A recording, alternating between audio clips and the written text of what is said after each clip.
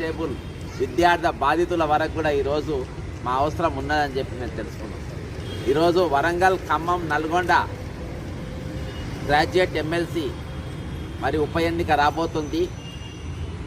దాంట్లో నేను పోటీ చేయడానికి అని చెప్పి మన నల్గొండ నుండి మరి ప్రచారం ప్రారంభించిన మరి ఈరోజు మరి తెలంగాణ ఉద్యమంలో తెలంగాణ ఏర్పాటు కోసం ముఖ్య భూమిక పోషించినటువంటి కాకతీయ యూనివర్సిటీకి రావడం జరిగింది. మరి ఈ తెలంగాణలో ఏవైతే నీళ్లు నిధులు నియామకాలు ఉన్నాయో, ఏ విధంగానైతే సర్వం కోల్పోయిందో మరి అవి తిరిగి సమకూర్చుకోవడానికి నా వంతు పాత్రగా పోషించడానికి నాకు అవకాశం ఇవ్వాలని చెప్పేసి కోరుకుంటూ ఇక్కడికి వచ్చినాం.